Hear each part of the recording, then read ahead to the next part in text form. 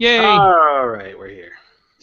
Without John. Yeah, no John. No John. He's in I've been China. getting occasional text messages from him from behind the Great Wall, the Great Firewall of China. His Chromebook stopped connecting like on the second day. So he's basically been I mean, this is John we're talking about, right? So he basically has no internet connection. He can't work. He can't lift weights. He can't run, and they're force feeding him high carb, crappy food. So I mean, you can imagine how that's going. And he's there for how long? 3 weeks. Wow. So every once in a while his VPN connection comes back up, and I'll get like 2 messages on Slack from him, and then he goes dark for 12 hours. So amazing. Apparently he picked the wrong VPN service. Yeah. One of those things you can't really test. They got on to him. They did. That's funny. Yeah. Oh. Exactly. I am so tired. By the way, I'm going to be gone next week because I'm doing Boy Scout leader training stuff. Okay. And I'm also going to be gone next week because I'm taking the week off. So I don't know. So no Entreprogrammers next week. I guess. I ain't doing this by myself. This is the Derek Show. This will be the first one that we've missed, actually, ever. I think so. I don't think there's ever been a week without 2 of us to sit here and scream at each other for 2 hours. Yeah. The peasants will rise up with pitchforks. Yes. All right. So today's episode is going to be 4 hours long. Right. And then you can just listen to the second half next week. There we go. We can have Eric split it at a cliffhanger. Yes. There you go. Yeah, I have to go to the doctor's and turn my head and cough so I can go up to this camp. Yay. I know, I love getting physical. Yes. Let's get physical. Physical. Yeah, I think that should be our new lead-in song. There we go. Or at least the title for the episode. Yeah. Yep. So I'm taking my daughter whenever I go for a walk now. Because we just walked probably... For a walk, not playing Pokemon Go or anything. That's exactly what we did. She held the phone and she caught the Pokemon. Nice. She caught an even dozen, I think. Nice. And we just walked over to the church and back, which is like maybe a third of a mile. Yeah. Wow. I'm just like, holy cow, kid. So my kids, we've been playing like at night, which is a problem, right? Because we're all like dressed for bed, and then last night it was like we opened it up and there's no Pokemon. they're like they can see like there's this Pokemon that's about a mile away that's like hovering over the Walmart. It looks like this gigantic demon dragon that's hovering over the Walmart. So they keep why, Daddy, let's go get that one. I'm like, no, you don't understand. We actually have to get in the car and go drive. Is that on top of a big tower? Yeah. That's a Pokemon gym. It's not one that you can capture. You have to go. You have to go fight it. Right. That is somebody else's Pokemon that has taken over that gym, and you would go over there and fight them to try and control the gym. I gotcha. Which at this point I would get. So far I've got a Caterpillar. Yeah. So I think I would probably not last very long against a dragon. Yeah. I've got a flaming pony horse thing as my top one, but I haven't done any fighting yet because they're still pretty weak. That's the other thing that was so sick with my. We're out there walking around, and I think 2 of my top 5, including my top Pokemon now, my daughter caught it this morning. and I've been like upgrading, you know.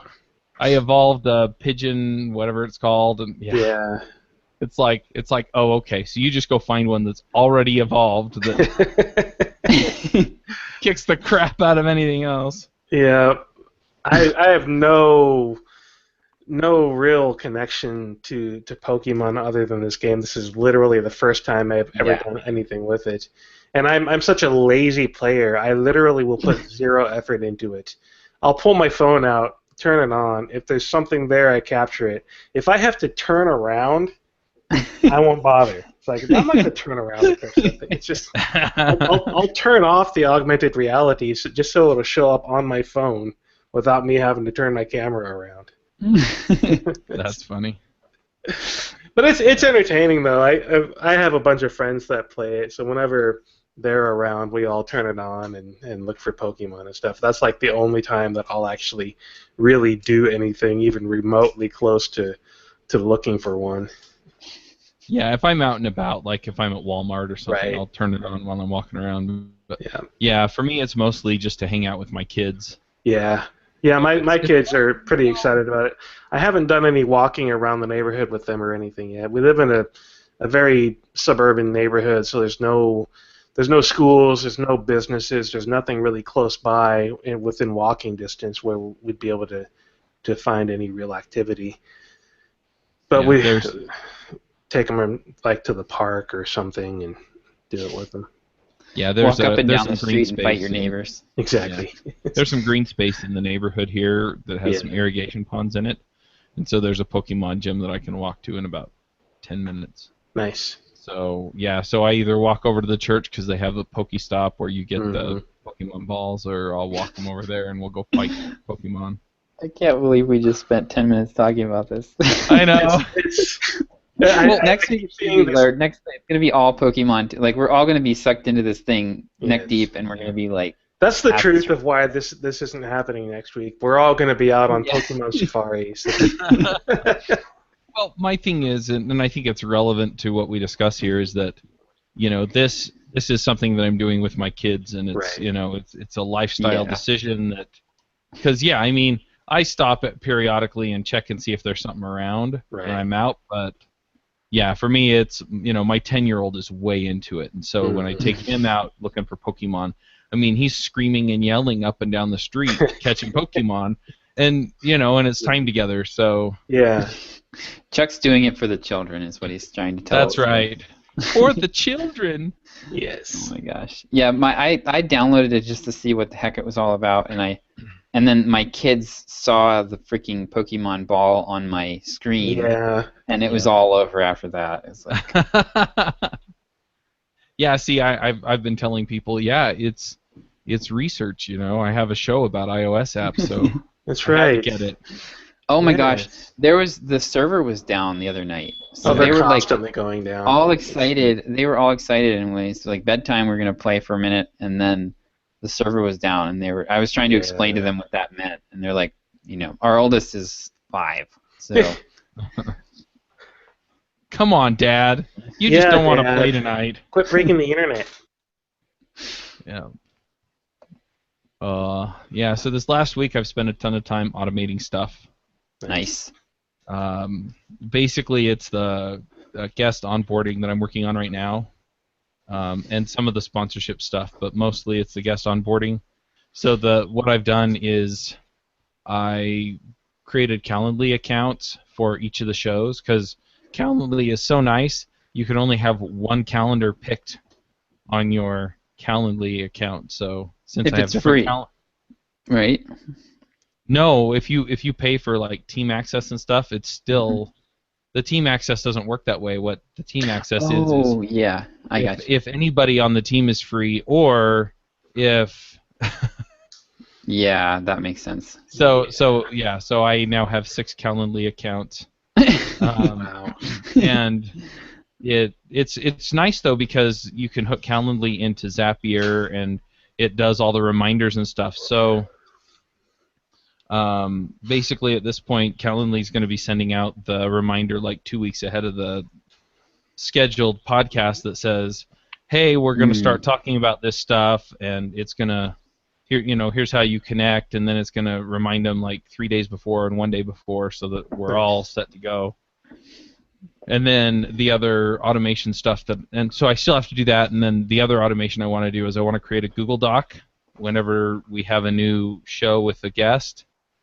And what I'm planning on doing there is then they can put in, go look at this stuff, and then also we can start putting in the things that we want to ask and stuff, and we can, they can start filling in some of the blanks for us, and that way we sort of have an outline for the show. Right. We don't have to stick to it hard and fast because I like some of the free-form discussion. So if somebody has a question come to mind during the show that's not in the outline, then we'll just add it to it, but then I can hand all that off to podcast editor, and it just gets into the show notes. And it gives you a place to put the picks Yep. ahead of time, too. Yeah, so. all that stuff. So I think that'll make the show quality a little bit better, and I think it'll make getting higher quality show notes and things like that better too. Nice. And yeah, so I'm working on automating that, and then I have I finished the press kit for the sponsorships, and I set everything up so that it's a CPM instead of and per episode instead of per quarter. And I've been talking to all kinds of folks now that are interested in buying 5 episodes here or a quarter there or whatever. So I think that's going to be a positive move overall. And then I'm getting ready to switch all of the ads over to mid-rolls instead of pre-rolls. Nice. So that's kind of been my week. It's been crazy just dealing with all this stuff and then trying to make sure that everything's ready for me to not be around for a week. So I have to derail the conversation for a moment, Chuck, and ask, is that a Lego TIE Fighter on your shelf? Yes. Yay! I see yours, yeah. Yes, I have the same one behind me. Yeah, I bought it and then... Oh, yeah, there it is. It's perched on top of your Heil stand there. Yeah, right there. Yep. Anyway, so I bought it, and what we do is every Friday afternoon, we go do something together as a family. So it's our family or a Friday treat, and sometimes we just go to the gas station, let the kids pick a candy bar, and sometimes we go see a movie or go to dinner or something like that as a family. And so I bought that because my kids love Lego stuff, and so I bought it, and then that was what we did for our Friday treat one time was we just sat down and built it together. Nice. Yeah, so I've got that one up above me. Sitting right next to it is the Juk 14 Stealth Fighter, and then up above me, where you can't see, I have the Ultimate Collector set for Boba Fett's Slave 1. I have the Millennium Falcon over on another shelf, and then I have a whole Boba Fett shelf up above me with lots of different stuff, including the carbon freezing chamber from. Oh man. Yeah. Nice.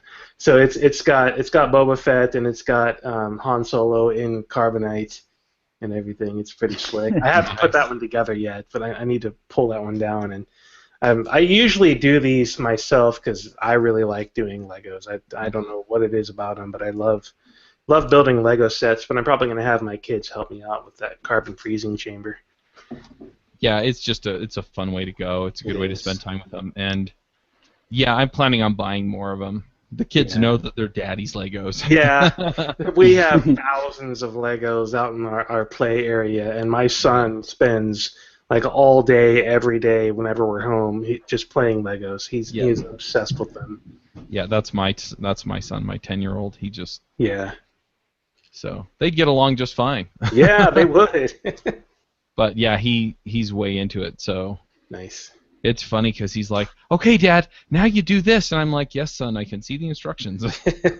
I have a nephew up in Portland. My dad went out there to visit my brother and his family, and my nephew had saved up money over several birthdays and Christmases in order to buy the Star Destroyer Lego set, and he got like the last one in Portland. They've searched all over the city in order to find the dumb thing because it was on sale because they stopped making it.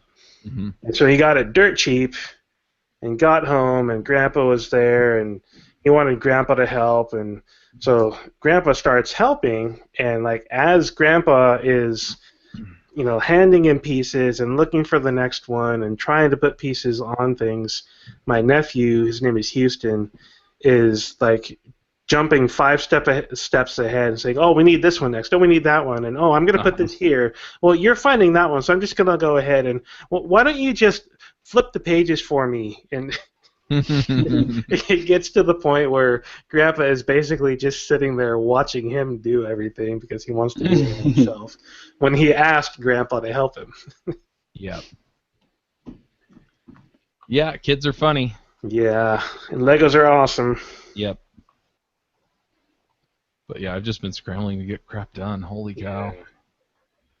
I think it'll get better because I've been kind of under time crunch with everything because I've been trying to. I was at Podcast Movement, so I was getting caught up, and then I'm trying to get enough done so that things don't fall apart next week while I'm gone. So once that kind of comes back around, I think August will be a whole lot less crazy. I mean, we're getting a foreign exchange student in August. Oh, that's fun. Yeah, and then I've got a couple of meetings on Saturdays, but other than that, it's not anything like this month. Nice. So I should be able to get all these processes handled and get sponsors signed up and all that stuff. Yeah. Nice. So are you doing anything different with your sponsor, like any kind of anything with your funnel, or you just have so many people contacting you at this point? So I'm going to reach back out to all of the people that I've talked to before, because several of them wanted to do things like sponsoring for job openings, which for a quarter doesn't make a lot of sense, but doing it for like 5 weeks, that makes sense. I'm also going to be reaching out to some of them who were saying that it was a little bit too expensive, because now it's, look, this is a cost per 1,000 downloads, so you're basically paying for this number of exposures, and since we're moving to mid-rolls, they should be higher quality exposures. So hopefully I can get some of these folks back on board that backed out because of price before, because the price came down on 2 of the shows and up on 3 of them. And so I think I can line that up better too. And then you're selling whole shows though, right? You're not going to sell like 1,000. There's no way to sell partial shows, right? No, it's on an episode by episode basis. Okay. So they have to pay for at least 5, and then they can pick the weeks. So what that means is that some of the sponsors I've talked to, they're like, yeah, we want a 5-week stretch, and some of them are saying, well, we want a 10-week stretch, and we'll do it every other week. Okay. And so what that does for them is they feel like they're going to get those exposures over a longer period of time, and it fits in better with whatever publicity campaign they're running or whatever. So marketing campaign. So anyway, that's kind of where things are right now. And yeah, so I'm going to re-record them all. So it's like, let's take a minute instead of just saying this episode's sponsored by, so that it's less jarring when you go into it in the middle of the show. Yeah. Let's take a moment to thank our sponsor, Hire.com. Hire.com does this, and I'll come up with 4 or 5 openings that I can use, and then I'll just, And the other thing is I've asked them for stories, and I've asked them for talking points, and I've told them that each sponsorship spot is not going to be a general, this is everything you need to know about Hire.com. Instead, it's going to be, have you run into this problem? Hire.com offers a solution in this way. And then the next week it'll be, have you heard about Hire.com? They offer this feature as part of their package in helping you find a job. Yeah. And that way, week after week, it's not, oh, I've already heard this. It's, oh, I didn't know that about them, or, oh, I have that problem, and so I need to jump on, and so I can rotate through them. And I feel like that'll also give them a bigger bang for their buck, and it'll make it more engaging for the listener. And so that's a win-win. Yeah. They're like templated scripts then for the different spots. So you have like 5 or 10 flavors, and you can send them. I'm just going to send them like record them.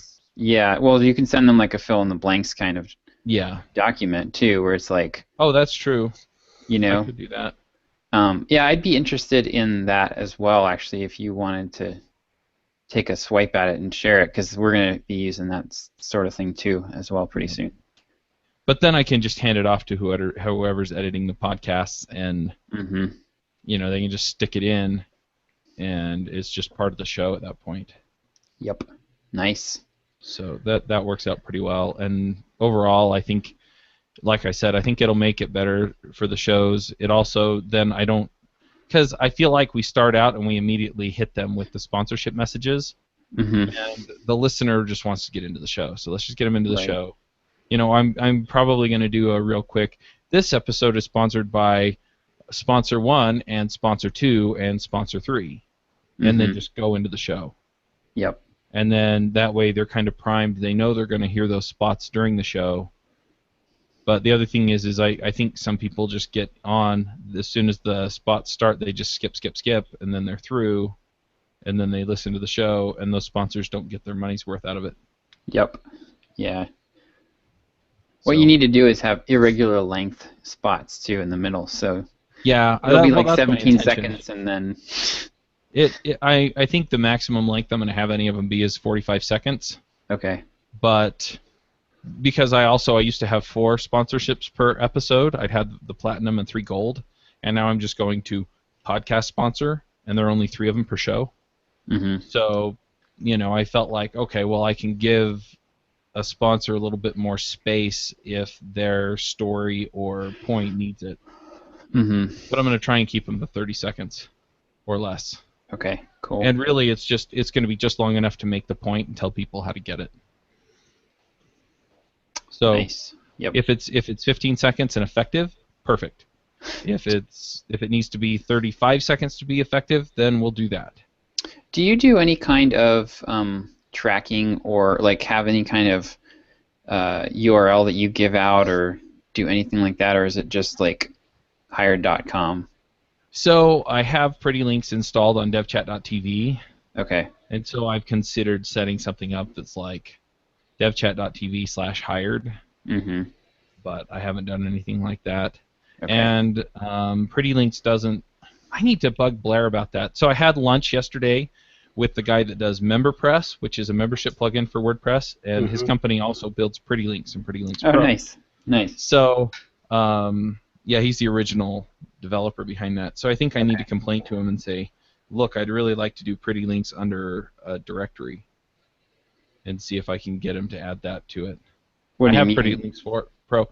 So if you go to rubyrogues.com, it redirects you to devchat.tv/ruby-rogues. Okay. And so what I'd like to be able to do is I'd like to be able to say rubyrogues.com/hired.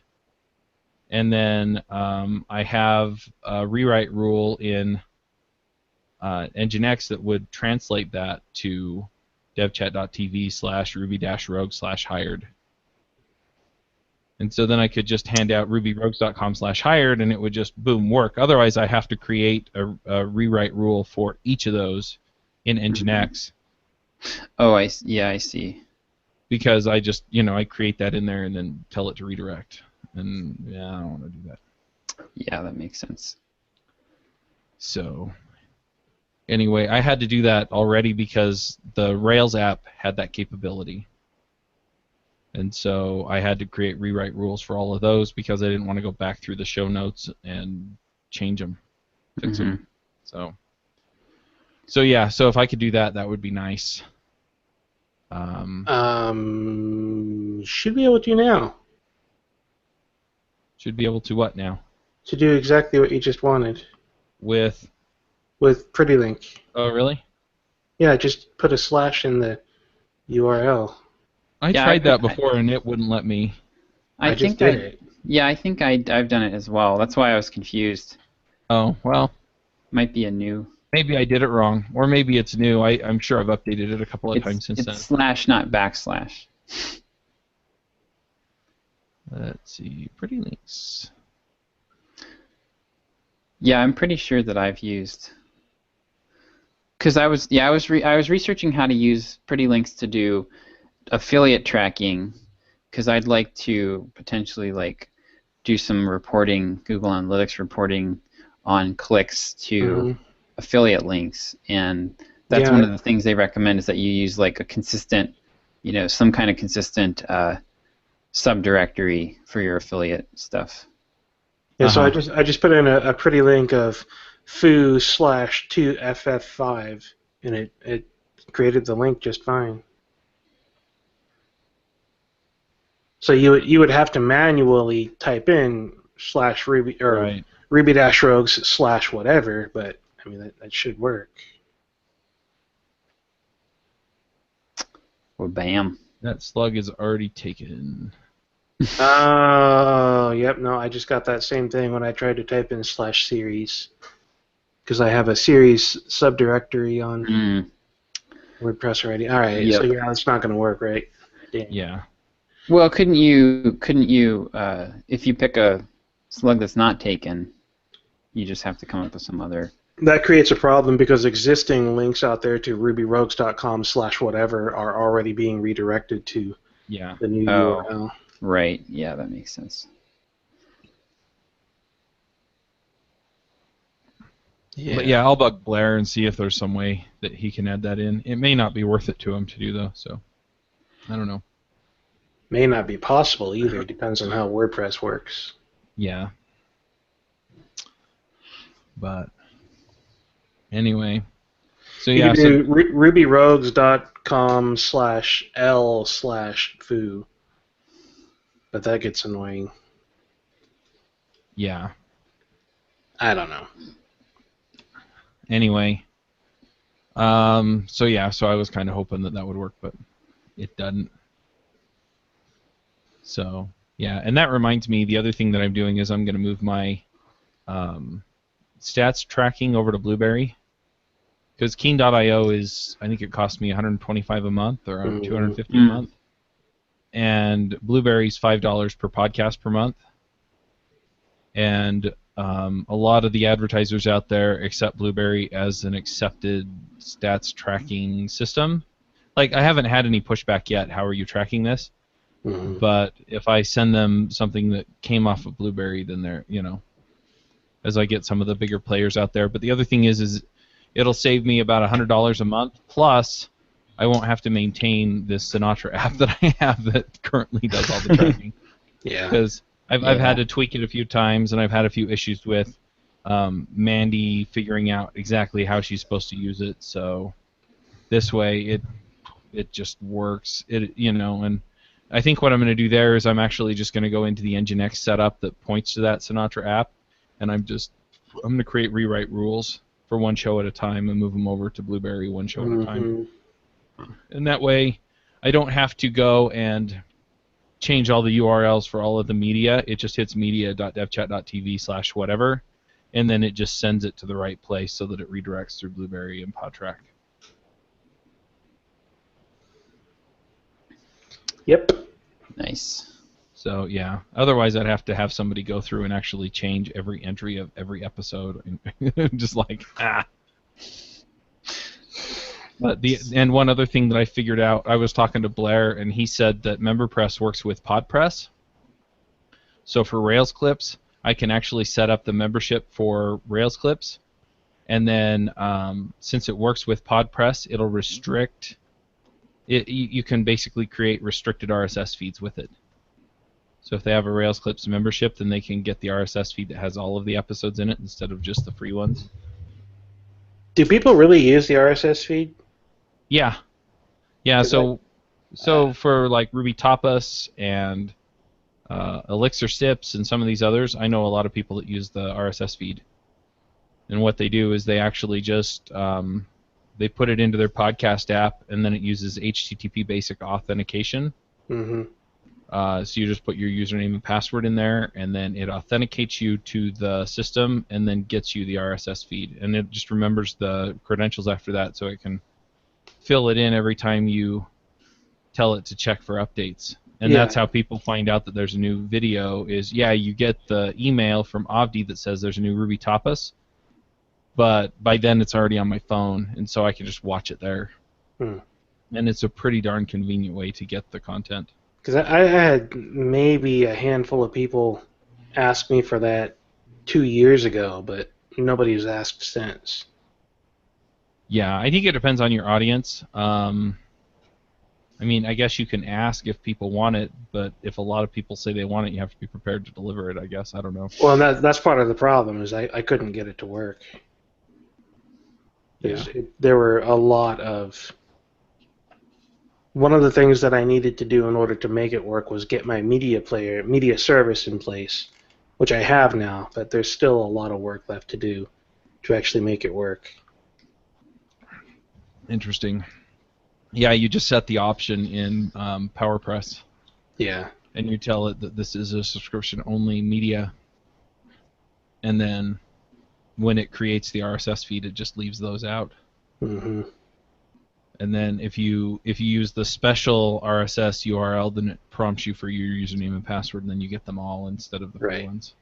And that's just a tight integration between PowerPress and MemberPress. Mm-hmm. So I'm actually in expense cutting mode as well. I figured yes! I think I'm gonna cut Edgar. Really? Yeah.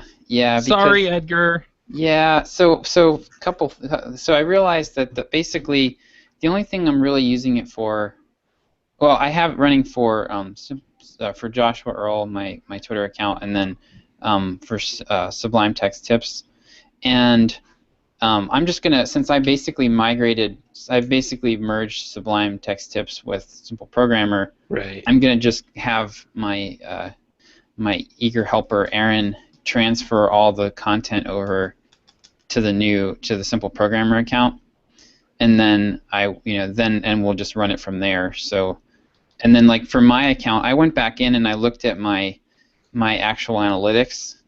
And it's so pathetic. I mean, Twitter has just completely trashed your reach. Like, I get 1 or 2 interactions on average for my tweets. So I'm like, it's like, seriously, why?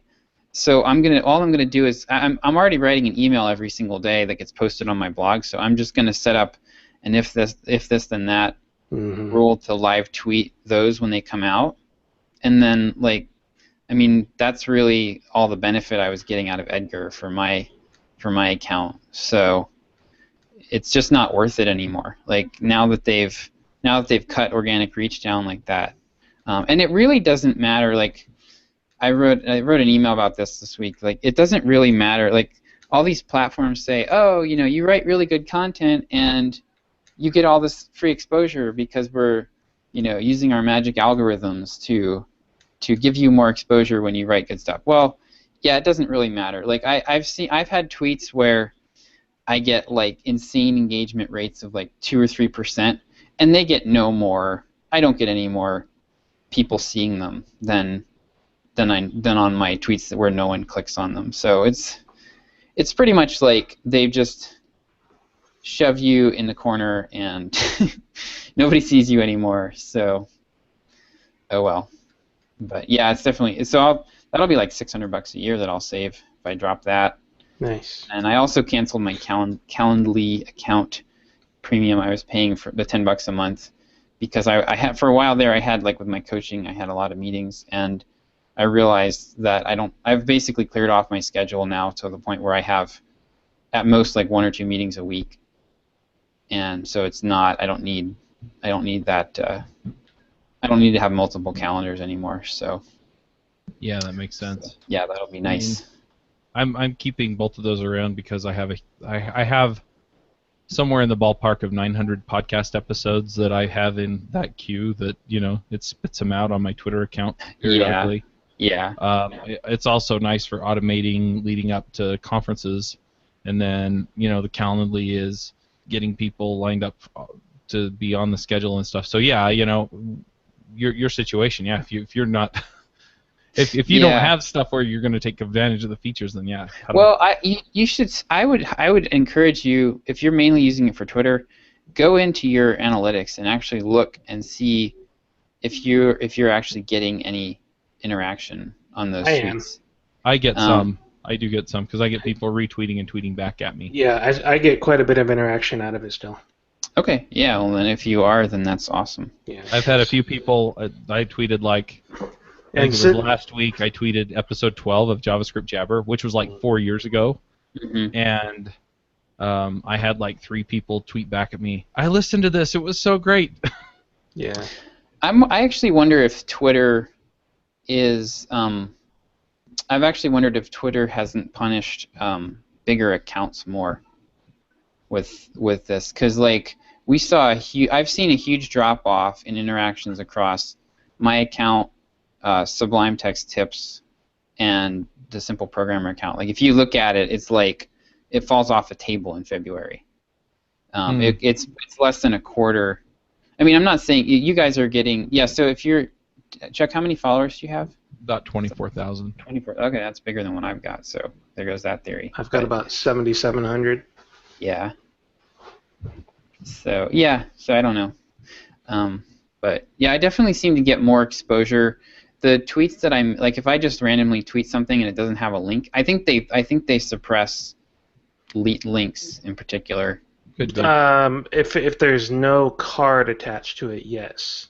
But I've got DerekBailey.com and Watch Me Code both set up with the official Twitter WordPress plugin.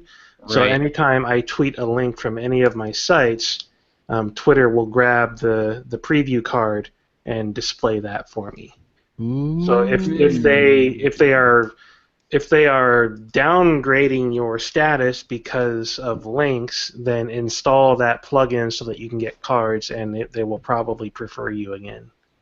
Interesting. I need to try that. What's the plugin called? It's called it's the official Twitter plugin for WordPress. All right, let me check that out. You'll have to do a couple of things. If you go to cards.twitter.com, and what you have to do is install that plugin, enable it, and then go to cards.twitter.com and paste in the URL for one of your blog posts into the verify thing, because they will not post any cards from your site until you go through that verification step. Okay. Gotcha. So, but once you do that, I used to manually post all of my blog posts into Edgar, and it was annoying the crap out of me. And I did that because I wanted to put my images in there. Right. But now that I have that Twitter Cards plugin enabled, I've got Edgar pulling directly out of my RSS feed because it's creating the card for me. Oh, that's cool. What Nice. Would you mind popping into your analytics? You know how to do that? Sure. I'd like to hear what some of your average interactions are, just to see if that's worth messing with. Because mine are like pretty low. Let's see. What do we want? Tweet impressions? Tweet activity. Where is that at? I mean, Tweets. like, Okay. what's your engagement rate? So overall, I'm getting 10.5K impressions per day. My engagement rate is about 1.1% average. Okay. Link clicks is 1.2K over the last 30 days. Oh wow. Yeah. So I've gotten. Wait, how do you get that? 43. Go to analytics.twitter.com. Oh, I use ads.twitter.com, but yeah. Everything used to be done through ads, but they're splitting things apart into multiple sub URLs, so that makes sense. So that you have to look in more than one place. I mean, well, so that you can get better information. I mean, it is annoying to go to more than one place, but you get more detail. Okay, here's a good example. All right, so I tweeted the thought process behind Drip's new $1 plan, how we just lost 1 million. Plus the hardest product decision we've ever made, the lead pages thing they did a couple days ago. All right, engagements, 28. Engagement rate, 4.9%, right? Impressions, 572. I have 17,000 or 18,000 followers. Yeah. And so my average engagement rate is like, 0.2%, and I'll get like 400, 350, 300, and then that one post that got insanely high engagement got 572 impressions. Like that's ridiculous. Like I used to get a minimum of like 2,000 to 2,500 impressions on every single tweet. Yeah, and mine has certainly gone down since they changed things. One thing that they use as part of their algorithm is whether or not other people are engaging with it.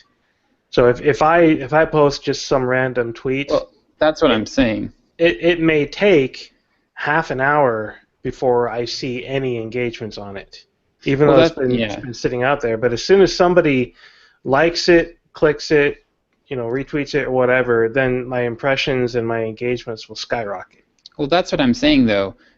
So that post that I got, I posted that got 28 engagements and a 4.9% engagement rate. That's might be the highest engagement rate I've ever seen, and it got virtually no extra exposure from that. Probably the only reason it got extra impressions is because some people retweeted it. So they're basically not. They're claiming that they boost the stuff that people like, but I've not seen any evidence of that at all. Yeah. It's very strange. I don't know. I mean, it's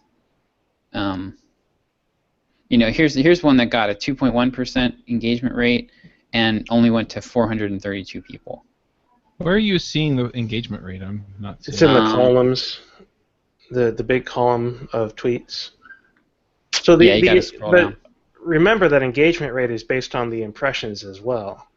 So it's but if you have a very low impression and a high engagement rate, it doesn't matter so much because. Well, but see, the point is, the whole point of having an algorithm is that when people interact with it, they show it to more people. I've got 18,000 people that are following me. The reason that people aren't seeing stuff is because Twitter is suppressing it, not because I don't have people that are like logged on to Twitter and there to see the tweets. Because I used to get 2,000 to 3,000 impressions when it was more of a real-time feed.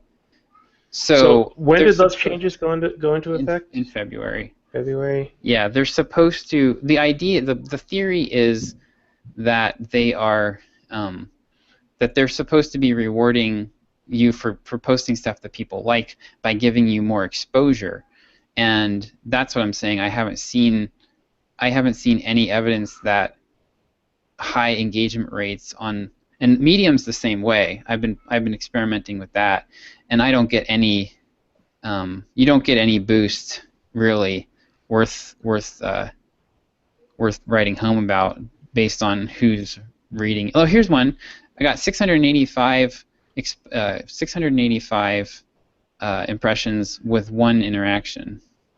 Like maybe it's your content, man, because I'm looking at the last year in Twitter analytics, and there is a small drop for me, but it's nothing significant. Yeah, I don't know. It could be. It could also be industry based, like that. They're like, okay, this guy's clearly in marketing, so could be marketing's oversaturated, so we just make it harder. I don't know, but I mean, I get a lot of. I don't know. I do get people replying and stuff, and there's a lot, like a good number of my tweets do get a pretty good interaction rate, but it's just the impressions don't ever increase to match. So I don't know. For me at least, they've killed it, and it's definitely impacted Sublime Text Tips and Simple Programmer too. So I don't know what their criteria is, but. Yeah, so Edgar's probably not useful for me anymore. Interesting. It's funny because looking at the engagement on my tweets, the ones that get the most engagement are typically when I'm doing the Twitter chat with Code Newbie. Yeah. So if I tweet something especially that has a link in it, I mean, I get like 2% or 3% engagement on those. The talks or the talks or the more popular podcast episodes, they get up into the 1%. Mm-hmm. A lot of these are, they're 0.1, 0.2%. My overall engagement's about 0.6%. Oh, okay, that's actually lower than mine. Mine's 0.7 overall. Yeah, but I tweet a lot of past episodes and things like that don't get as much engagement. If it's a new episode, I tend to get a lot more love for those. Mm. Or if I really just, I put a hashtag on it that really gets it targeted well. Yeah, that is one thing I could do is hashtags. I don't have many hashtags in mine, but the ones that doesn't seem to really help all that much. So. I don't know. Maybe it has to do with the rest of the way your Twitter account works as well. Like if all similar to how Facebook prioritizes posts that come from directly in the Facebook app, Twitter might be seeing you posting from automation systems all the time and just lower your overall impressions because you're not using Twitter, you're just automating. Maybe, but I'm actually. I mean, I use TweetDeck and I use the Twitter app on my phone, and are you tweeting or just reading things? Because I'm tweeting and interacting with people 24/7. Yeah. New content, new ideas, random thoughts, talking with people. I'm definitely. I reply to people. I don't really tweet a lot of news. I mean, I tweeted. Well, today I favorited a few tweets. I retweeted something. I replied to someone, and I posted a blog post yesterday. That's an average hour for me is doing all that. Yeah, so maybe that is that may help. Twitter may be prioritizing people that are active on. They're active. Yeah, that's a good point. I definitely have noticed there have been times when I did like a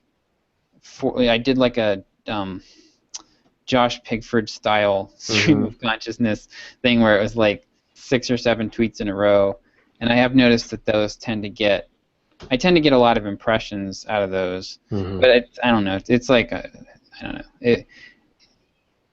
It's not really a high priority for me. So yeah.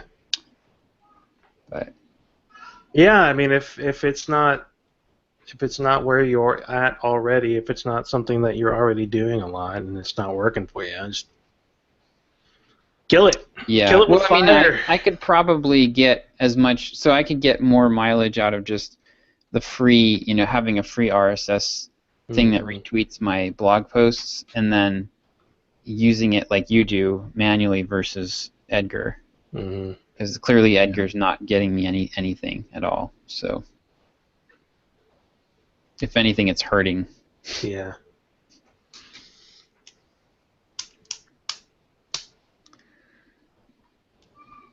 Interesting. Yeah. So we had a win yesterday. Looks like I locked down a sponsor for Simple Programmer. So yay! I'm not going to announce it yet because we haven't gotten the check in hand. But it's a 30-day trial we're going to do. So I put together. They basically wanted a custom. They didn't like the packages that we'd put together originally, so they wanted a custom one. So I spent better part of Wednesday researching pricing and getting them pricing on that, and then they're biting. So it'll be nice. So it's like a 6K. It actually puts us very close to milestone 1. So I'm getting excited. Yeah. So milestone 1 will probably still take me the better part of the rest of the year to hit, because it's a rolling average. But we got to get the site as a whole to like 26K, and then we'll be there. But yeah, man, I was excited about that. So I think we're gonna do a 30-day trial. Basically, I priced out what they wanted, and the content that we have, like the traffic that we have, is actually like pretty legitimately worth about $12,000. So I gave them like a 30-day trial at a 50% discount, which seems to be standard from what I've seen with a lot of advertisers, and then we're going to renegotiate after that, and I'll probably end up getting. I think I'll probably get a somewhere between 6 and 10K a month deal set up here if it goes well. Nice. That's effectively what my 5-week minimum buy sponsorship is 30 days. Yeah. Okay. Yeah, that makes sense. And then if it works out for folks, then they'll sign up for more. Sweet. Yeah, it was really. This week has been good. I realized there have been some things that I have just been absolutely dreading. Like I've been working on taking all of the broadcast emails that went out for Sublime Text Tips over the last 2 years and pulling them into Drip and to a campaign, so they're like, I don't ever have to think about sending emails for that again. Like it just goes on autopilot. And I've been doing one a week just to keep a stream of them going, and I've been absolutely dreading it every week for some reason. And then I realized, oh wait, I'm just gonna have Aaron do it. So he's queued up. He's already queued up 10 of these things, and then he's going through it. He's gonna pull we'll have like probably at least 30 or 40 of them by the time he's done, and I don't have to do any of it. So I just recorded a quick screen video about how to do it and handed it off to him, and Delegation's so great. Delegation is amazing. Oh my gosh. I love it. Yeah, and so I was like, I did that, and then I also am going to have him go through, and what was the other thing? Oh yeah, I've been wanting to clean up. We have all these campaigns in Drip for Simple Programmer, and John was like really inconsistent with how he used the UTM parameters and all that stuff in the earlier campaigns, and I've been wanting to go through and clean all that up. And then we're also retiring the Dev Career Boost website, so I wanted to repoint everything to Simple Programmer.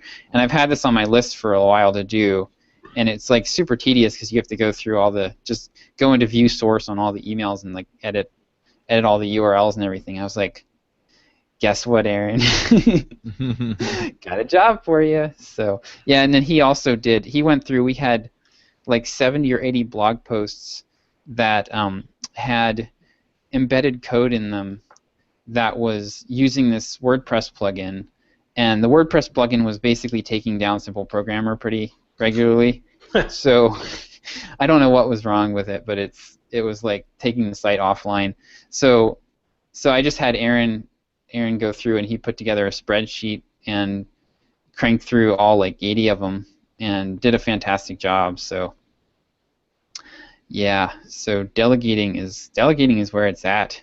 I've been able to just like hand stuff off and then spend the after. So I do my writing on my product and my emails in the morning, and then like around 10:30 or 11 I'll wrap that up, and then I will shift into like admin mode, queue up some tasks to outsource, and then by like 1 o'clock I'm back, heads down, and I'm able to write through the afternoon. So I had a couple of days where the one day I wrote 3,000 words, and then I had another day where I wrote 2,500. So I was able to be pretty productive while people were cranking away on other stuff. That is the way to do it. So I'm trying to think if there was anything else this week that I wanted to talk about. I'm still. This product thing is a real struggle. I hate. I realized that I think a big part of my problem is I'm very. So one of the things this kind of came out of my Colby test that I was talking about the other week, and I like to build things that last. That was one of the most frustrating things for me about iOS development, was when I would spend a week on getting something working, and then Apple would make a change, and it was like they just threw that week of my life away. And so with my product, I feel like the thing I've been struggling with is like my system for how I'm going to teach people to do this, and I'm still working through that, and so it's hard for me to. It's been like pulling my nails out to actually try to write it, because I feel like I don't have the system nailed down 100% yet, and that's where it's just been hard. But I've committed to. I'm going to make a public announcement about the launch date to really pull my feet to the fire, and it's going to be end of August basically. So I'm going to get it done one way or the other, but I think it's going to take some. I've been making good progress on it, but I think it's going to require some serious deadline pressure to get me to actually finish it. Yeah, I've been running into some of the same resistance just getting the coder job stuff done, and I've considered actually like taking a week and not being home. Yeah. And just making that the sole focus for the week, and just because if I can get it like 80% of the way done, even at some kind of getaway retreat or whatever, then I can come home and finish it. Mm-hmm. Because then it's not this huge, massive resistance. It's, just get the last couple chapters done. Yeah. Yep. Yeah, I can't figure out. So I don't have a problem working on it, but I'm just not making as much progress as I need to be making. Yeah. So it's less like I don't have a lot of resistance to starting working on it every day. It's just I feel like my working time ends up being not as efficient as it could be. I don't know. Yeah, the resistance for me is two things. One is sometimes getting started, but most of the time it's maintaining focus for long enough to really get some good progress on it. Yeah. Yeah, I think my biggest problem is that I have a pretty decent outline for it, but it's really easy for me to. I guess I'm still having a hard time figuring out like what's essential and what's not, and so it's really easy for me to spend a whole day, write 1,000 words, and really not make any progress because I just end up cutting that away. So it's kind of like I'm kind of having to shape it as I go along, and so there's like a lot of wasted effort when you do that. Yeah. But I'll tell you one thing that I did that helped was that I gave a talk on part of what I'm writing in my book at Newbie Remote Conf. And so, yeah, now I have this really nice outline with images and everything. Yeah, that from I can your work slides. Off of. Yeah. And I mean, I'm just spitballing here. I mean, I don't know what will stick or what will work for you, but.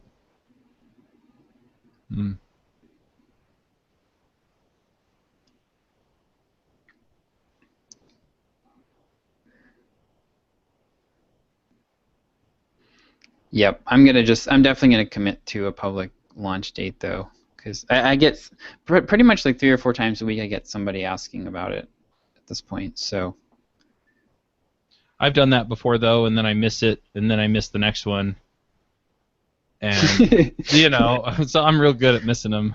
Yeah, I typically have been good about that. So I think if I commit to it, I think I will be able to hit it. Oh, there you go then. Otherwise I probably wouldn't risk it. Yeah, see, I don't announce dates anymore. People might get a vague, I'm hoping to during the fall of, you know, that's about it. Yeah, I've had, I mean, for me with my experience with my copywriting projects was always like if I told somebody that I was going to get it to them by such and such a date, I could do it. Otherwise, it would drag on. So setting fake deadlines for myself does not work. A lot of people say, you know, a lot of people are able to do that and like hack the psychology of that, and it does not work for me. It's like if it's not a deadline that I've committed to someone else to, it doesn't exist. Yep, absolutely. I'm the same way. I make commitments to myself and then I fail.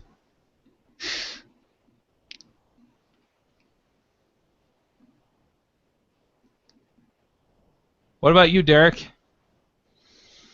Well, which part of this dumpster fire do you want to hear about? Are you talking about the odor or the overwhelming heat? Yes. Where would you like to start, Derek? Well, I was going to make a snarky comment about how you probably don't want to use all the work we did as your case study anymore. Well, you know, I don't see. I don't buy that, but I would like to see how. I'm waiting to see how it turns out. So. But that's ultimately the source of all of my frustrations this week. Is yeah. I mean, I spent 2 months working on this thing, and I'm logging in Drip now to see that I have 87 people on that email course. That was with several tweets about the relaunch of it, 2 emails to my mailing list, to people on my mailing list that had not gone through it previously. And we're going to be relaunching to my full mailing list on Tuesday. But, I mean, that's going to be people that have already seen the email at least once and people that have already gone through the course. So I don't expect there to be a huge bump in subscribers from the email on Tuesday. The relaunch on Tuesday. It's going to be a blog post basically, and the goal is for the blog post to get new traffic into things, right, through Twitter and everything else. I have little to no confidence in that post having a huge impact, but I'm in a wait and see mode at the moment.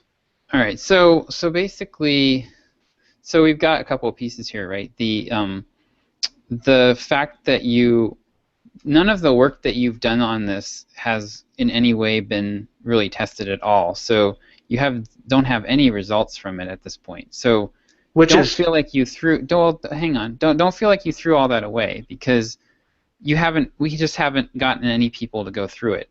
And you were able to get people to go through it in the past. So Yes. So the promotion is like a separate issue from the actual course itself and whether the course itself will work. I've done more promotion for this in the last week than I have for the previous version. Well, what did you do? Previously, you were doing... Previously, I literally just said, hey, I've got this thing, and I got like 600 people signed up for it. And now I've gone through this whole process of, oh, well, let's write this great story, and let's get this automation, and let's do all these things. And Where did you announce it? To my mailing list. The first time? Yeah. What if you go back and look at the email that you sent and rerun that email? Yeah. It just if you're going to redo it to your whole list, there's no harm. Maybe that email itself worked particularly well for some reason. Yeah, maybe it did. I mean, it was literally just, I've got this thing, go click here and sign up for it. Well, that's what I was saying earlier in some of the emails that I was writing was like, the emails when I promote these to our list is like it's pretty straightforward. Like it's pretty, they're short, they're really short, and it's really just like a couple paragraphs and then a link.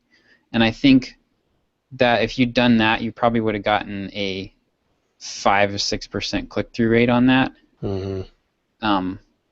So if that's what you did previously, and you got all that, I don't even know if I have that email available anymore. It was probably in MailChimp. If you haven't deleted your account completely, it will probably still be in MailChimp.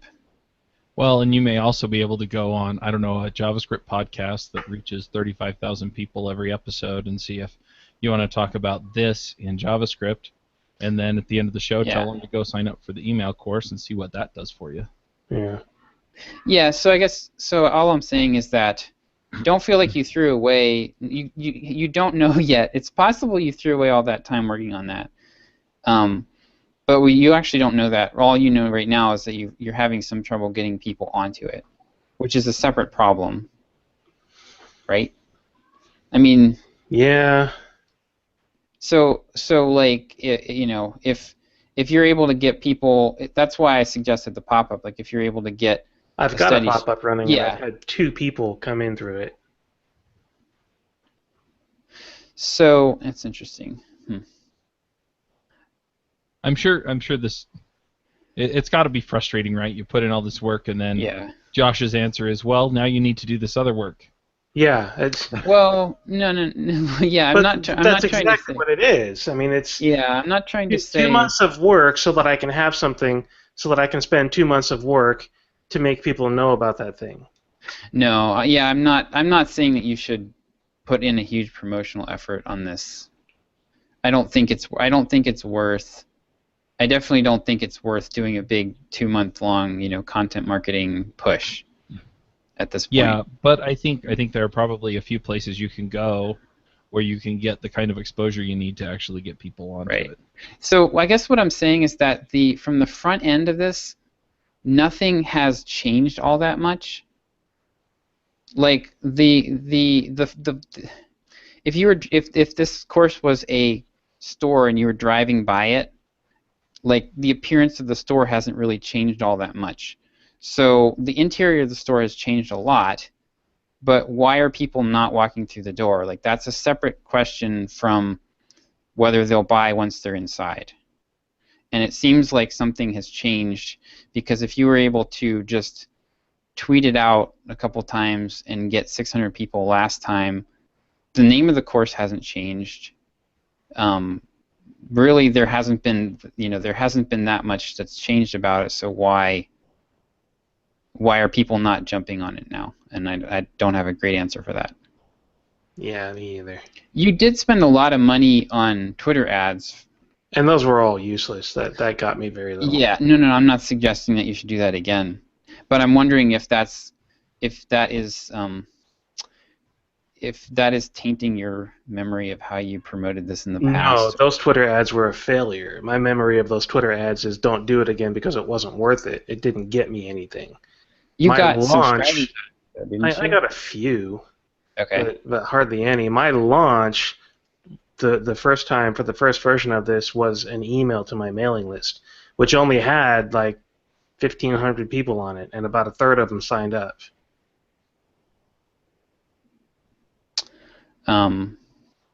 Yeah, I mean, one thing to consider is that now your email list you're a lot more active on your email list. Yeah. So that means when you are sending out more emails, what happens is fewer people read each email. Mm-hmm. More people read your emails overall over the course of a week, but fewer people read. So 2 emails now to your list might equal 1 email previously. Right, and I did the whole resend to people that didn't open, and I had a total, a rather large total number of people opening the emails. I'm opening both of these broadcasts. So 1,100, about 1,100 people opened the launch email for this. But only, so like a third. Yeah, only 82 of them clicked. Right. Which tells me the email sucked. Well, you got close to a 2% click rate, right? 1.7, 1.9. Yeah, I mean, yeah. No, not even 1.6. So 1.7 on the first and 0.6 on the resend. Okay, but what's the? Yeah, we'd have to do the math on the total. I think that's probably close to 2%. What was like 3,700? What's 82? Whoops. It's 2.9% total. Oh, okay. That's not bad. It's not a home run, but it's not bad, honestly. Like if you were to get 10% of the people to go through this again, that would be pretty good. So I mean, I guess at this point, I would say all that you should do on this would be make sure that you're try to get some people to go through it with the pop-up, and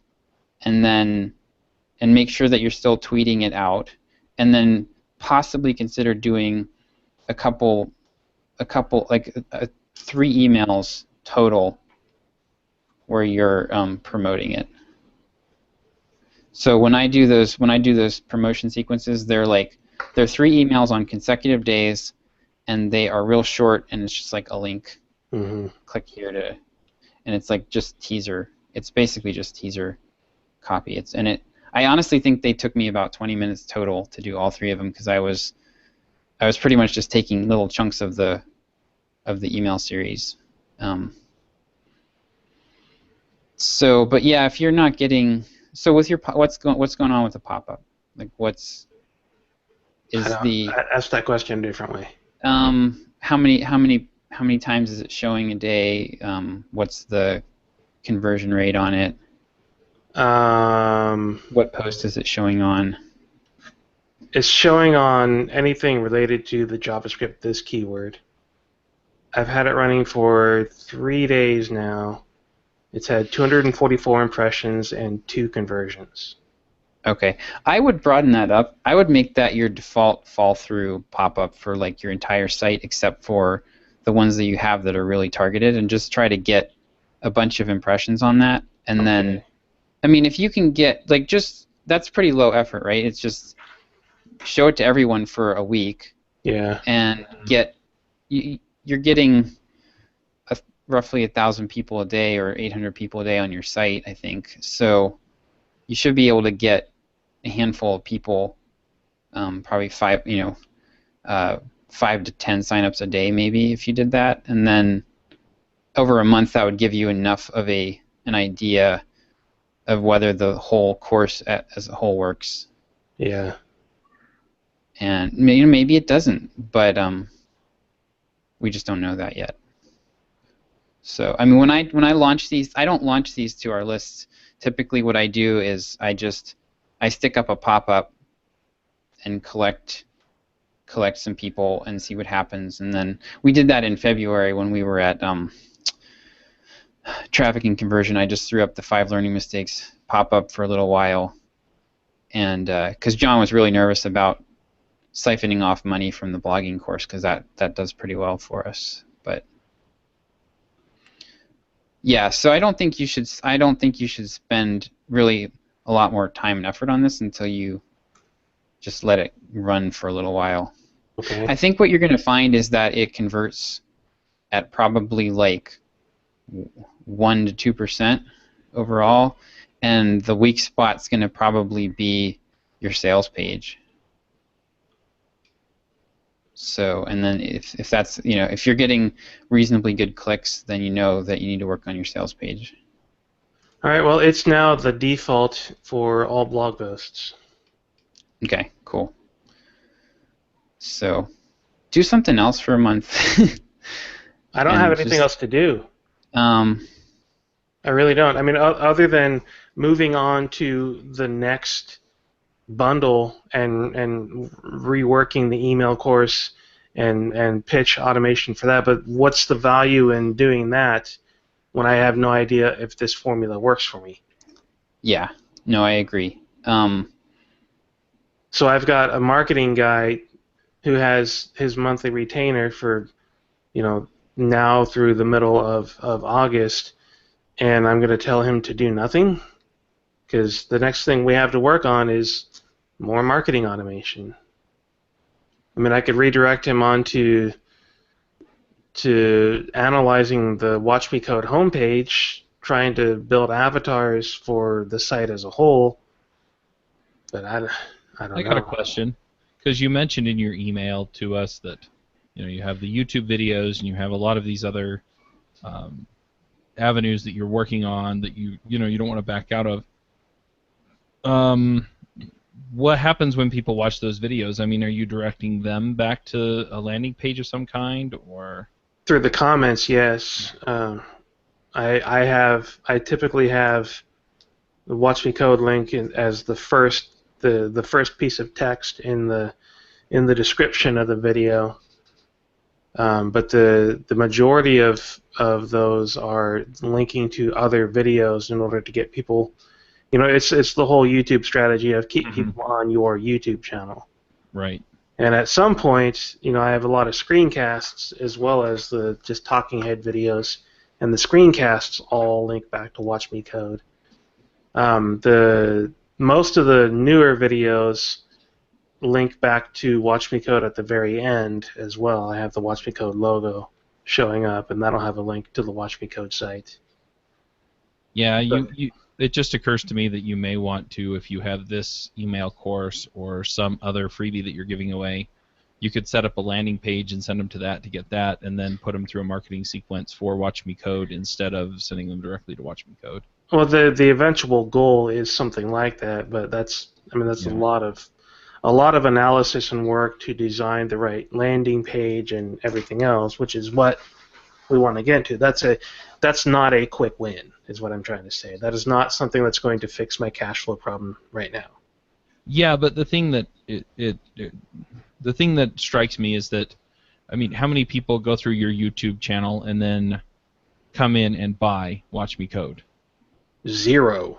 So, why not throw something out there that just has an email sign-up form on it that says just real quick, hey, we've got this great course that will help clear the air on what this means in JavaScript and, make your scoping problems go away. And then, so it doesn't have to be a real fancy one with a lot of copy on it that is highly targeted. You're not getting anything from the traffic that goes to Watch Me Code anyway, so why not send them to this instead, and then just have a call out somewhere in the video that says, hey, we have an email course on JavaScript, this, go check it out.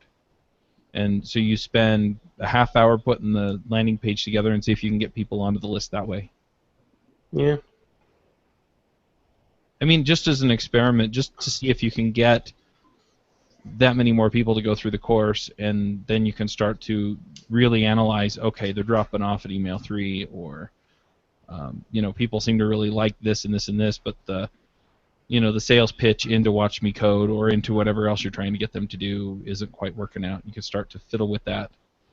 But I agree with Josh to the extent that the more people you put through the JavaScript this course, the more you're really going to understand whether or not the work you've done is going to pay off for you or not. Mm-hmm.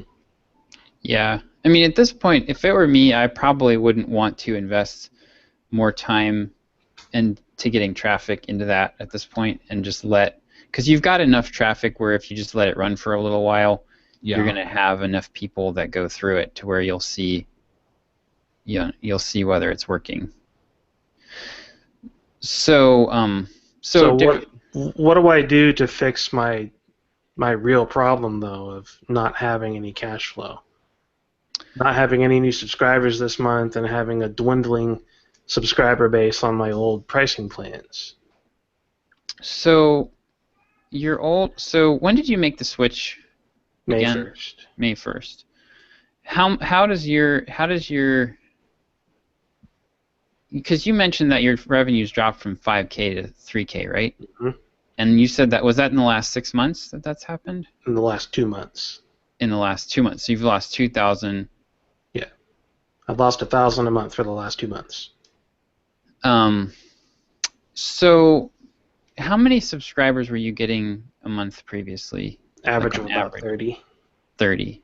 Mm-hmm. And how many? And then you were losing. It depends on what time period you were looking at. There were some months where, okay, I had just gone through a giant push, and there were a whole bunch of impulse buys from that giant push, so I would lose 40 or 50. But on average, I was staying roughly even with the overall. I was dropping about 5 to 10 more than I was gaining. Right. So one thing about this is like changing. Yeah. So you basically all of your growth in the past has come from big pushes. Most of it has. Yeah, almost all of it. So how can you do a big push with your current pricing model to get more people in? I have no idea. That's the whole marketing problem that I'm trying to solve right now. I mean, okay, like you did them before, so how can we adapt what you did before to the new pricing model to get you a big push and get you an influx of new people? So what I did before, the last time I did a push, was it's my birthday, here's a discount. Right. Well, I mean, if you need cash right now, you could do a discount offer. Right? Yeah. I mean, that's an option that's on the table. I mean, that's pretty much how. One of the problems that.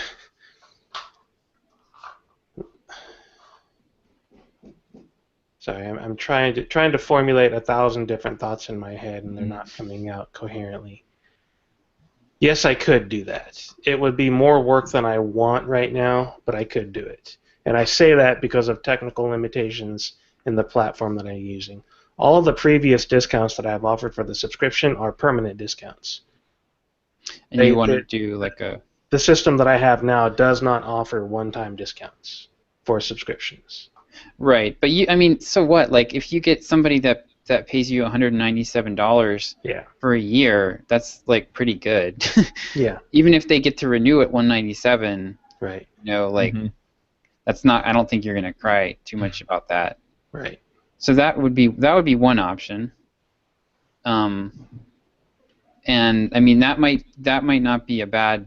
That might not be. You might plan on doing that once a quarter for now, just to get some activity because yeah, I totally agree that like two subscribers a month isn't gonna really do anything for you. No. But so that would be one thing. Another thing, what about on the email list we were talking about the idea of doing like some kind of trial So I keep hearing you've said this before that the technical limitations are a big hurdle, and maybe it's time to figure that out. That would involve months of effort to move everything to anything new. Well, I'm not saying move everything, but is there some other way that you could hack this? Like, what about? I either write custom code or I move to something else. Is what it comes down to. And the code that I write is either on top of the system that I'm currently using, or building my own. And building my own is certainly time and cost prohibitive at this point.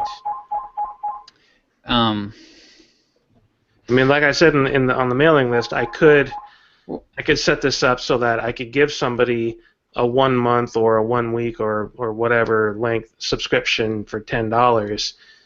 That's getting that cheap entry point is easy.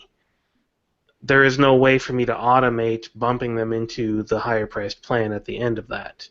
So it either involves me manually moving them to the higher price plan, or them manually upgrading. So let me ask you another question then, because there are systems out there that do this. You know, it's built in. You can actually set up subscription systems that do this work. And you know, you mentioned that it'd take a lot of time and money and effort to switch over to a new plugin, and I totally Hey guys, I gotta go take a call. Sorry, so I'll be back in a bit. Okay. Now I can ask you my hard questions, I guess. Go for it. I feel bad because I really want to kind of push back on some of the stuff here for Derek, but yeah, I did have another thing that I've been thinking about, but I wanted to give Derek a chance to get help. So I've been thinking for a while that I've been thinking about getting devchat.tv redesigned. Okay. And part of me is like, that is a ton of work with a very uncertain payoff. But the flip side is that essentially what happened was the developer that I hired to do that, he just pulled all of the CSS and JavaScript that had been compiled by Rails, and he just jammed it in there. And then pulled the HTML layout and fiddled with it until it did what he needed it to do. And so it feels kind of slapped together. I mean, it works, and it works fine. But the other thing is that I think I could probably get people to engage better if the design were set up to optimize people getting on the mailing lists and getting whatever it is that they're coming and looking for, which when I ask people what they come to the website for, like 75% of the people that I talk to, they're all coming to get links for picks. Right. So what I'm looking at is, okay, well, do I make it easy for them to get to the picks? Do I add some features where the player's always visible, or where the email form's always visible, or things like that, and possibly make some of the marketing and engagement easier on the website. Right. Because currently the big space at the top, I think they call it a hero space. Yeah, the hero image. It takes up a lot of space above the fold. Right. And I'm thinking, okay, well, I could probably redesign it so that it, then they can get the show notes and, they engage, maybe stick around a little bit longer. Link to related episodes, what have you. So I'm kind of on the fence about it. And I'm not sure I really want to pour the amount of money into it that I think it's going to take. But yeah, I'd love to get your take on it. What's the business goal of doing this? I mean, how do you know that this was worth your time and effort and money? That's a good question. I mean, part of it is that I'd like to get it to the point where it gets more people on the mailing list. I would also like the way that it's currently set up. It makes it kind of hard to build pages for products and things like that, because right, the page assumes you have a huge hero image. Okay. And so it would do things easier for those kinds of things. But at the same time, you can also you can create sort of, I don't know what to call them, but they're like sub-layouts or alternate layouts that you can use for specific pages. Mm-hmm. So I thought, okay, well, I'll just, within the current design, I'll just have somebody clean it up so that, I can build a landing page on it instead, but I don't know. Yeah, so one real quick on the landing pages thing, you can actually use Thrive. Like if you wanted to do product pages, you can use Thrive to build that, and then you can kind of like mock up the top part, like the navigation or whatever, in Thrive, and like recreate it, and then you can delete the here. That's probably what I would do anyway, honestly. Like, rather than trying to use the built-in WordPress page templates, because those are so confining. I would if you're gonna do product pages, I would just build them in Thrive, honestly. Yeah, I've been using the Thrive landing pages, and yeah, I need to tweak them so that they are what I want them to be. Yeah, but you can do that once, and then you've got. Yeah, then I have a template. Yeah, you got the template, so I would definitely do that. But yeah, I mean, if I would definitely spend some time to figure out like exactly what. So, I mean, sometimes sometimes you just want the thing to look nicer because it makes you feel better as a person. And I've been trying to make sure that's not what I'm doing. I definitely have felt that way about my website a bunch of different times, and I want to get mine redesigned as well pretty soon. Mm-hmm. But I would, like if your main objective is more opt-ins, then then your design needs to reflect that. So you really have to figure out what you want it to do before you dump a bunch of money into having it look better. That makes sense. Yeah, I need to basically figure out what the main things are that I want people to do, and then how can I make that easier, and does it require a full redesign or not? Yeah. All right, cool. Well, Derek's back, it looks like, anyway.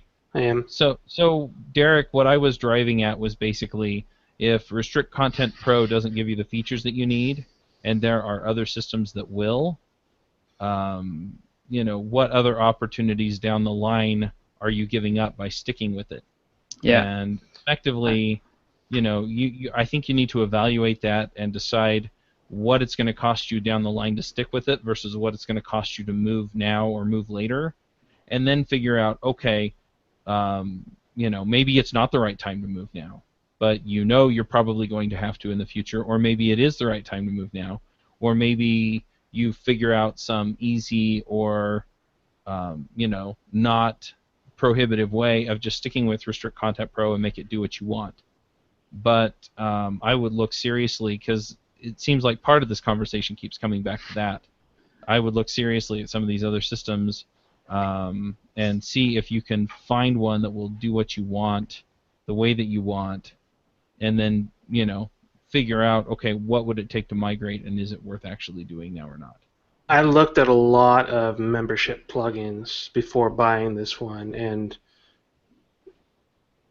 each of them has something that I want. None of them have everything. Right. I would most likely have to move to a full learning management system, which there are learning management systems for WordPress. Mm-hmm. And even then, the pricing models are going to be what kill me. I picked Restrict Content Pro because it has a phenomenal developer API. Okay. And I use that. It's got really good restrictions and a really simple way to work with the content restriction side of things as a developer, as well as the core of it through just the basic WordPress admin. And so I've built a great set of features around the RCP API and the restrictions that it allows me to create with their API. The thing that kills me is the lack of flexibility with the pricing model. The thing that kills their lack of flexibility with the pricing model is being required to support Stripe and PayPal and Braintree and Recurly, and so it's the number of payment gateways. They can only code features to the lowest common denominator, which is always PayPal. I don't allow PayPal, but I'm still hamstrung by PayPal because RCP has to support PayPal. Yeah, I'm going to advocate for a moment just for MemberPress because I've been using it, and I can do everything that you've said that you want to do with it. It restricts all the content, yes, and it takes Stripe and PayPal and a handful of others. Does it let me do trial accounts? Yeah. Does it let me do one-time discounts on a new account? Yeah, you can do coupons. Right, but is that coupon going to be a permanent lifetime discount? No, you can set up your coupons to do different things. I'm not 100% sure on that because I haven't done coupons yet.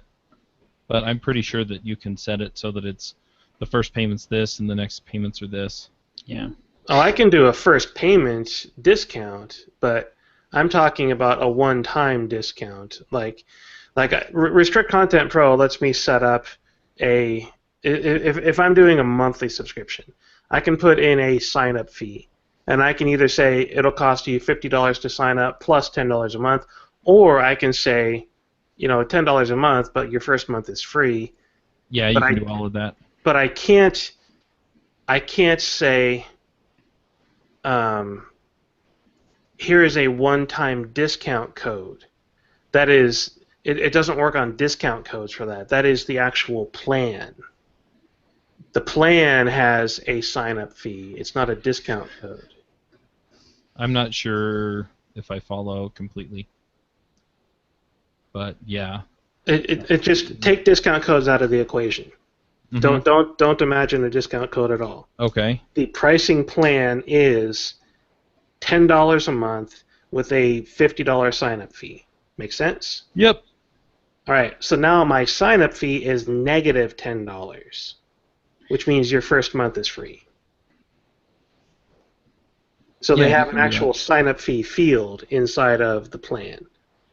I cannot apply a discount code to the first month only. If I want the first month to be discounted, I have to have a monthly plan with a negative sign-up fee. So it's... Yeah, I don't know. It drives me nuts. I can put you in touch with Blair Williams, who's the developer of MemberPress, and he can tell you how to do that or if you can do that. But it's pretty robust, and I haven't found a way of structuring payment plans that I can't do yet. So, and I'm going to be using MemberPress also for like the one-time purchases that give you access to the landing page that has the download links and everything for everything else that you're going to get. So one thing, Derek, is I think that you are thinking that the new pricing model is much more of a dumpster fire than it actually is, because your revenue has dropped, but I don't think that is all based on the new pricing model. Based on the number of signups and the number of drop-offs that you used to have typically, I think what's happened is you had a bunch of people. You hit your normal period right around the time that you did your pricing model switch. You had a normal drop-off based on a previous large promotion that you've done. Because it doesn't make if you were getting, it doesn't make any sense to me that you would lose $2,000 in 2 months if you were getting 30 new people signing up and losing 20. There's just not enough. There's not enough money moving there to account for $2,000 worth of drop-off. Yeah, there is. It's not just the members; it's also the bundle sales. Oh, okay. So the 5,000 to 3,000 was included bundle sales. Including bundle sales. Oh, okay. Total revenue. Yeah. Okay. Well, why have those dropped off? I don't know. I haven't changed anything on those.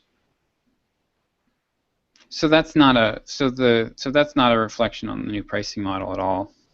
But the new pricing model is also rapidly declining. So if I look at the numbers for just the subscriptions, right? in where's my custom? So May 2016. What? Oh, sorry. This thing is. Oh, come on! It won't let me set the end date for this filter. What are you looking in? I'm looking in the restrict content pro. Okay. So basically, it's like 30 people a month would be times 14. Oops, that would be $420 a month, and then minus. So if you were losing 20 people, I mean, this is rough math because you had discounts and stuff in there. I mean, like, that's, oops. You know, that's only, you were basically, on an average month, you were maybe growing by $140 a month in revenue if everything went well. So even if you started losing 100%, if you were losing 20 people a month at $14 a month, that's only $280 a month. So like if you stopped selling subscriptions completely, you would be losing $280 a month at this point, based on your normal drop-off. So if you sell one license, that basically makes up for the drop-off that you were experiencing. One license compounding each month. So I had to sell 1 the first month, 2 the second, 3 the third, 4 the fourth. Correct. Right. And so I'm looking at the report right now. It's not giving the report's jacked up for some reason, so I can't get the exact numbers. But I've got a line graph that tells me in May of 2016, my subscriptions only hit $4,000. In June, I was at about 3,800. And for July, for right now, July 22nd, I'm sitting at just under 2,000. It will probably get up to 2,500. Just given the history. Well, given Josh's math, that's about where. No, that's way lower. There's something else going on there. That's where I was saying that you're probably just getting a bunch of people dropping off from a big promotion, because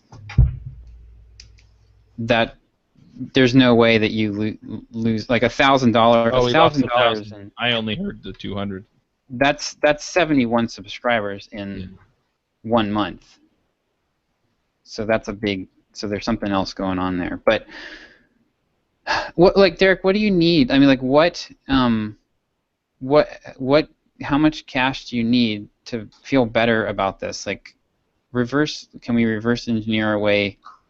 Because there's a ton of options here. I feel like you're just kind of hopeless. And, a little, yeah. And I can understand that because I've definitely been there myself. But like there's a ton of things that you've done in the past that you could do again that would generate a nice little, shot in the arm for you here. This month. Yeah. Yeah, but I mean, you take these things 1 month at a time. If you're freaking out right now, that's better than not doing anything. If you did some kind of discount offer, you could with your main subscriptions, you could probably push a pretty big.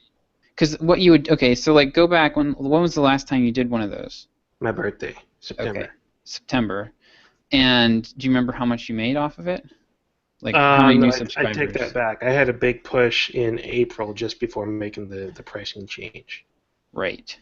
So how many subscribers did you pick up? That's probably where your drop-off's coming from. Probably. So you lost a whole bunch of people who signed up during that, and those were full price people too, because you didn't discount, right?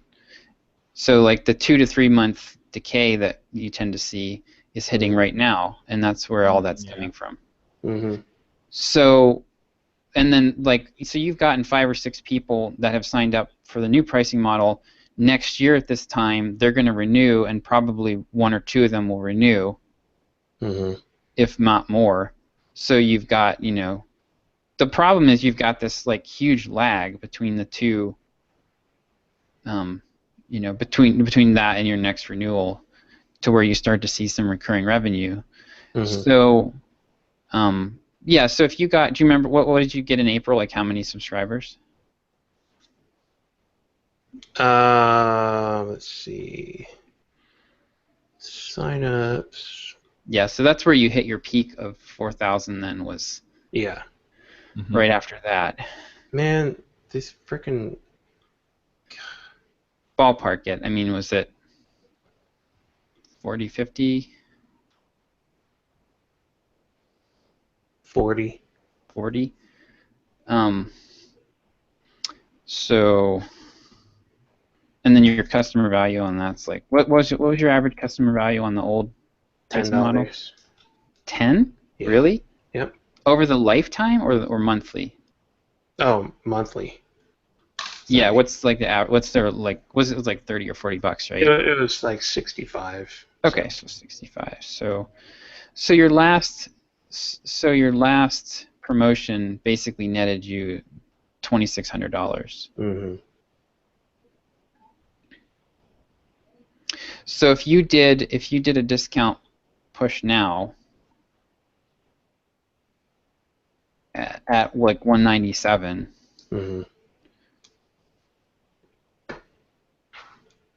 that could generate a nice little windfall. It wouldn't take that many subscribers to get you a nice little shot of cash.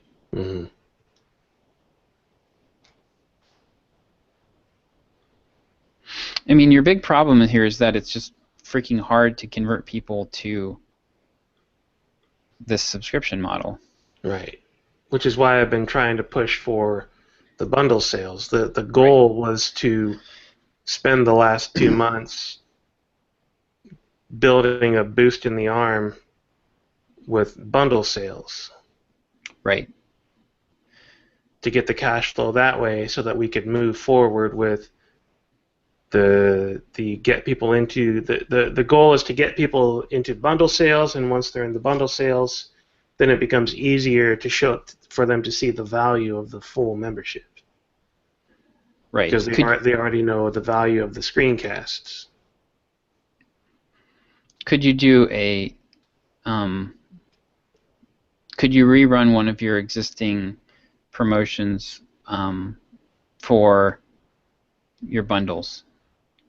So run a bundle sale basically. Yeah, like take the launch sequence from the RabbitMQ one last year. Yeah. Probably.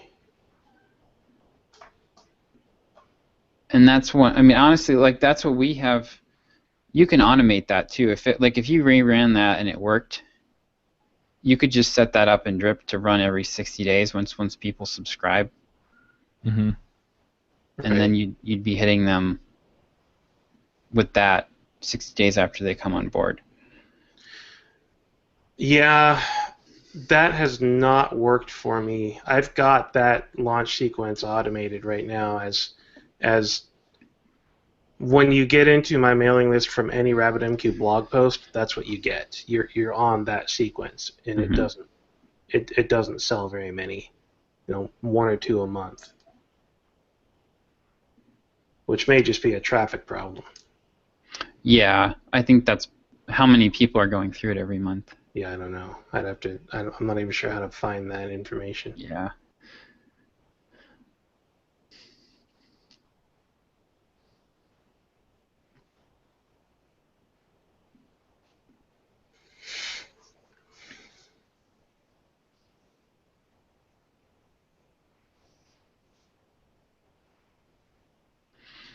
I think we talked through a lot of options here. I think what we may want to do is just, listen back through, figure out what you need to know to make a decision on what you think might best get you through. Yeah. And then we can discuss over the email list, and then in 2 weeks we can come back to it. because I think there's a lot of brainstorming here. There are a lot of directions that I think you can go. So yeah,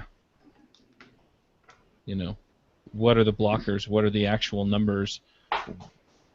What information do you need in order to make, that would make that decision for you? Right.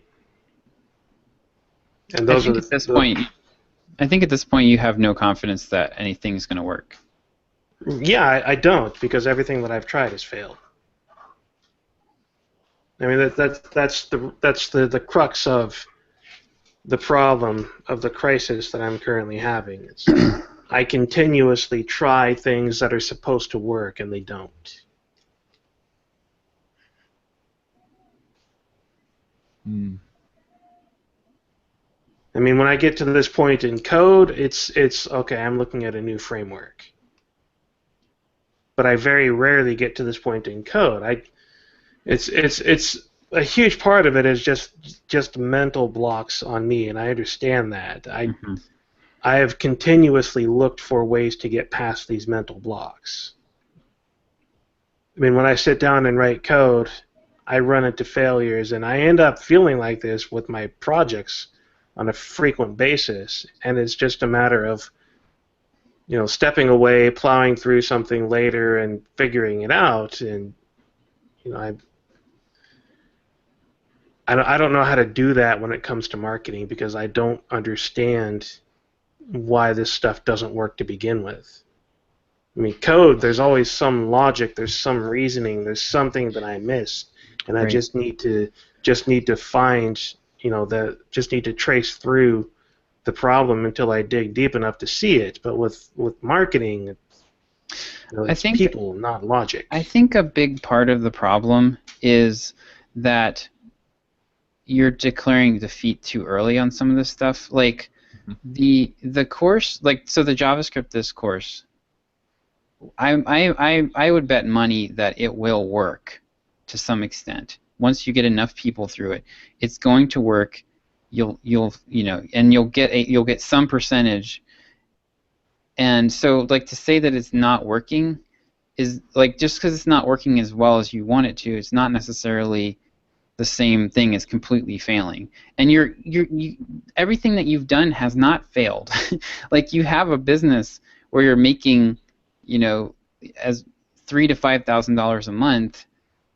What you're doing is working. It's just not working as well as you'd like. And it's not moving me forward at all. And at this point, I am moving backwards because I have significantly higher expenses right now than I did 3 months ago.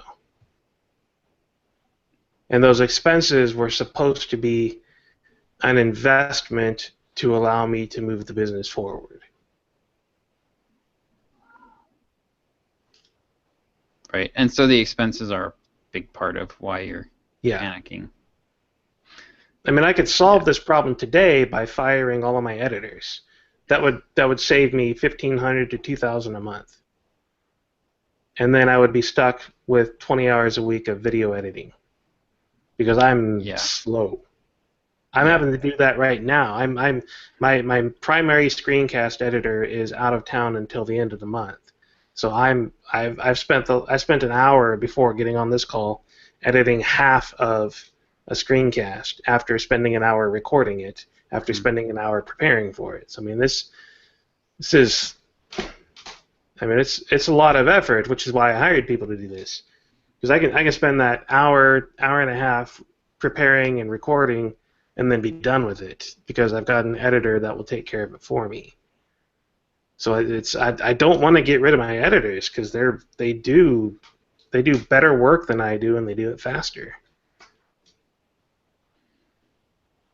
But it's expensive. For that to be worth it, you have to have confidence that whatever you're doing with the time is more valuable than what you're paying them.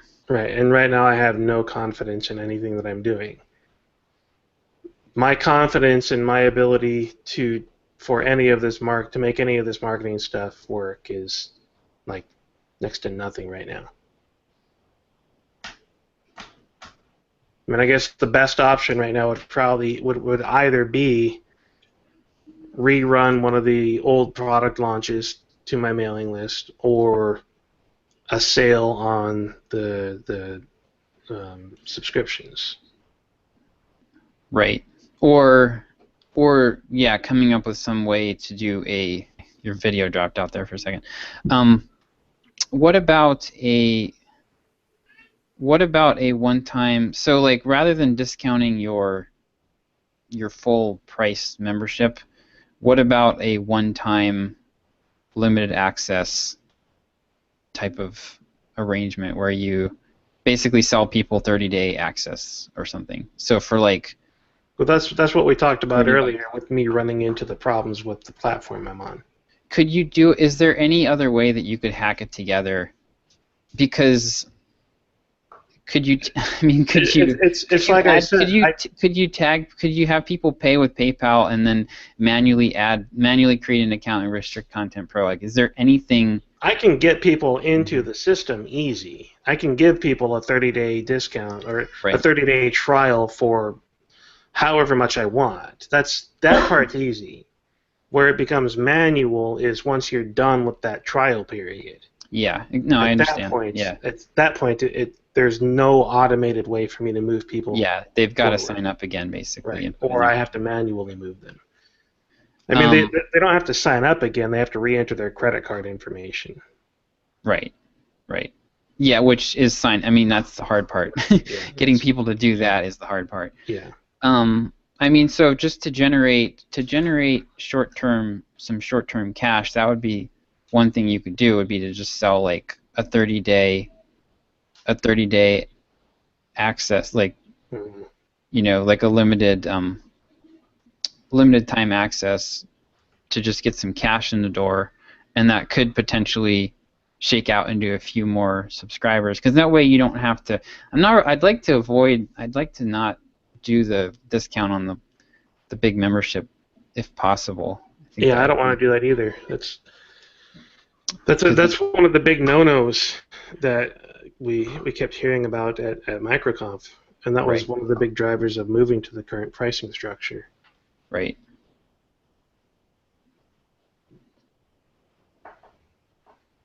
Is there an amount of money that would like help you relax a little bit? I am $2,500 behind in my retirement program. I've had this payment due for my retirement program sitting in my pile of bills for 3 months, and I haven't been able to pay it. I am about $10,000 in debt on my credit cards. So, I mean, at a minimum, $2,500 so that I can put it into my retirement fund. Anything more than that would be really nice to start paying down those credit cards again.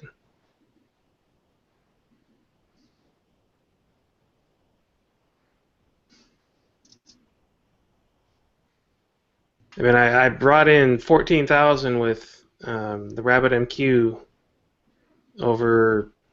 It took about 3-4 months to get over 10,000. It was like 6,000, 7,000 on launch, and then up to 10,000 in the next 3 months, and then another 4,000 over the last 6 months. So I could bring in a couple of thousand potentially off of relaunching that to my mailing list. Yeah. I think either doing that or some kind of limited preview of Watch Me Code. The limited preview just adds a ton more manual work, though, and it won't bring in as much. I mean, if I sold 10 copies of RabbitMQ, it would be $2,000. Right. Almost $2,500. And if I sold $30 trials for a month of Watch Me Code, I mean, what's the math on that? How many people are on your list? I would sell 84 of them. I've got 7,700 people on my mailing list total, segmented in different ways, but only a fraction of. There's probably 5,000 that are not Watch Me Code subscribers. But then there's those 1,200 people that are dead subscribers. Right. But that's always, I mean, that's always the case on any list. So, Yeah. I mean, I think, I don't know. Yeah, either of those could, I think you could probably run a 30 days for $30 promotion and sell 2% of your list on that, which would be like around $4,000. Because it's a lower price point. But either that or relaunching the RabbitMQ thing, both of those seem like they would be a really good way to get a short-term cash bump here. Mm-hmm. If you do decide to go for some kind of trial, that could always be something that you automate too. Yeah, which. So like after 60 days, if they haven't signed up, they get like a 30-day kind of like special offer downsell type of thing. Yeah, and you can also, I mean, if you can't automate it with code, you could hire somebody on Upwork that can shuffle people's data and accounts. Mm-hmm. Just do it manually, see if it works, and then. Yeah, well, having to put the credit card in, I'm not really thinking of that as like a long-term thing. I'm thinking more like if you run this once and you get a pretty good response from it, then you figure out how to make it permanent and how to like use it as an upsell or how to get people to try it first and then build them. So it would be like just test out the idea. If I can get them to commit to the 1 year prior to the 30 days expiring, then they won't have to re-enter their credit card. Oh. I just remembered that. That was a feature that they added to RCP about 2 months ago. How do they commit then? They have to they go through the pricing page again, and when they click on the button to subscribe, it will basically just confirm that they want to upgrade. Oh, interesting. Yeah, I know Restrict Content Pro added that feature a couple of months ago. I don't know if the way I have things set up works properly, because I've done a lot of customization to the sign-up process. If you could make that if you could somehow like use the API to make that into a one-click thing from an email versus having them go through a couple pages, that would be pretty killer. Yeah. So. All right, so I'm probably going to run down the path of the trial. That seems like it's going to be the best option. Before you go even and do that, think about, is there a way you could just like test it? Could you like carve out a small piece of your list and just like email them? You know what I mean? Like carve out like 300 people or 500 people and say, hey, I'm thinking about doing this, even if it's just like a really informal email. Like, hey, I'm thinking about doing this. Is this something you'd be interested in? And try to get money for it. Versus like, because I don't really want you to spend. I think I'd really like to see you not spend a month. Are you saying send people the email saying I'm thinking about doing this? Would you be interested, or are you saying send the email and ask them for money because I am doing it? I would say carve out a small chunk of your list and basically try to come up with the stupid simplest way that you could possibly do to offer this that involves next to no work, and try to get people to give you money for it. The whole thing takes almost no work. Okay. Well, what I don't want you to do is spend like a month writing emails and setting up this big event and then having it. No, the sending one email to 500 people is more work than setting up a new pricing plan. Okay. A 1 month trial pricing plan. It's the automation at the end of that month that makes everything difficult. Yeah. Like, I mean, it's literally 3 form fields and then a new page with a short code.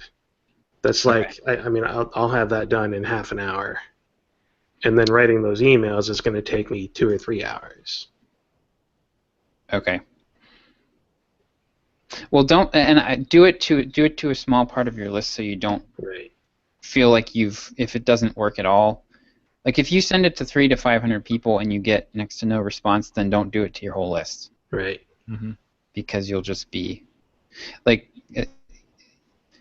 you'll just be embarrassing yourself basically, you know, like you'll feel like, oh man, you know, I fell on my face. So Yep.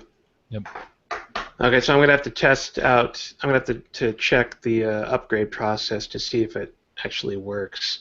I think it does, but I don't remember for sure. I know if they cancel, or if their account expires and they want to renew, they do have to re-enter their credit card info, which I also don't like, because I've still got their credit card info in Stripe, but it makes them re-enter. Yeah, that's really annoying.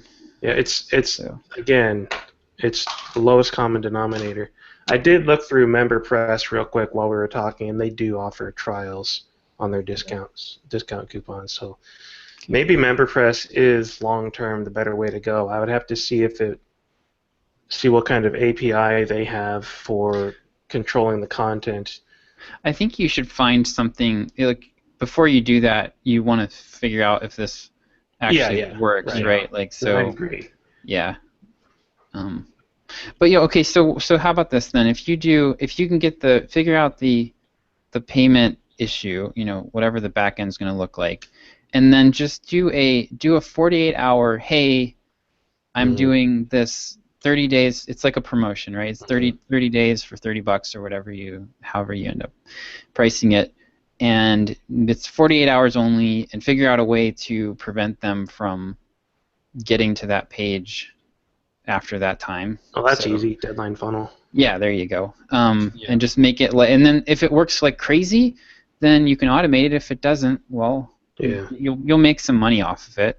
Right. It'll help with your bills.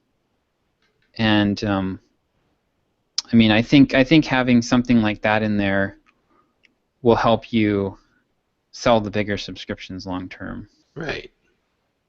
So, and if you use it as a downsell, yeah, like if you pick up, so if you're selling, you know, 2, 3, 4 of the big subscriptions a month, and then you're going to pick up with something like this, you'll probably pick up 2% of people that subscribe to your list every month if it's automated. So that'll help, and just overall will increase your customer lifetime value. Mm-hmm. Yep. So. All right. Well, I gotta go get my physical done. So I hate to cut it off, but I've got to. You two can keep talking, and I can just go. I'm done. I need to stop talking. Yep. My brain hurts. I just hate being that guy, right? You and your physicals. I know. Let's get physical. That's there it goes. Eric's thought for the week. Yes, it is. I got no thoughts. Let's just call it. Yeah. So we will not meet next week. Nope. For the first time in like 3.5 years. It's crazy. Yep. Crazy. All right. All right. I will be on top of a mountain. See ya. Bye. Bye. Bye.